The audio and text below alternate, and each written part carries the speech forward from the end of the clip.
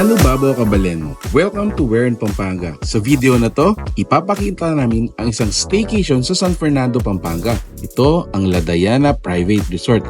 Samahan nyo kami at ating pasyalan ang kanilang mga kwarto, swimming pool at iba pang mga amenities.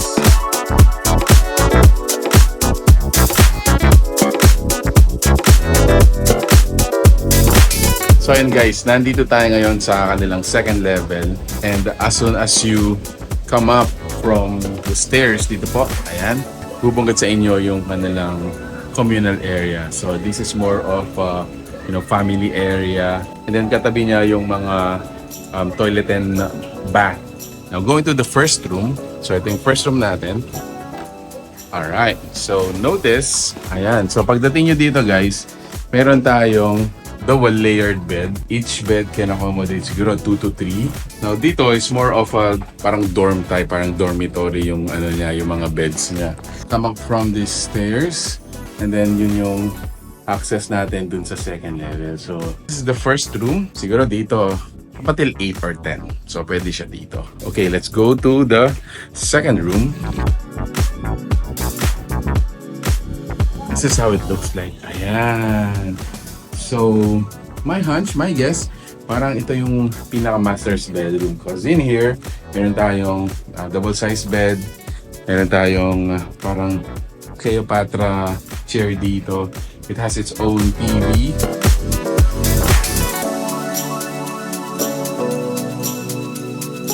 Okay, so let's go now to the third room, which is also very exciting.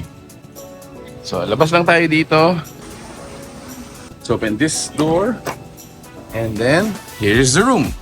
So this room has 2 beds. It can accommodate maximum of 6, mga 4 to 6 pwede dito. This room also has its own entertainment. Wala lang siya yung CR, not unlike the previous room.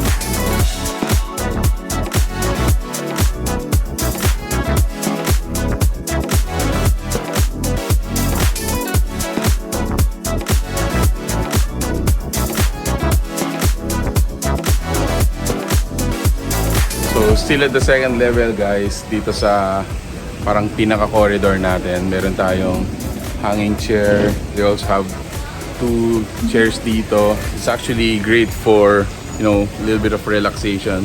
And dito pa rin guys, tanaw natin yung swimming pool area. So you have a view of the pool area, sino nagsuswim, and the rest of the neighborhood.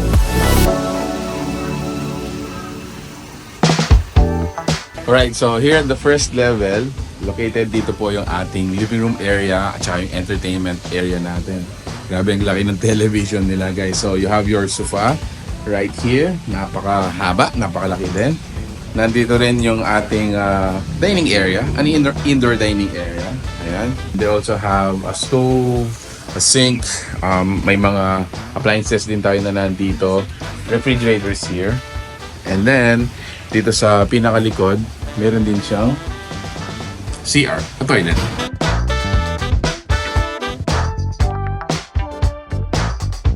All in all, this is the place guys. Ayan, meron din tayong maliit na bar counter dito.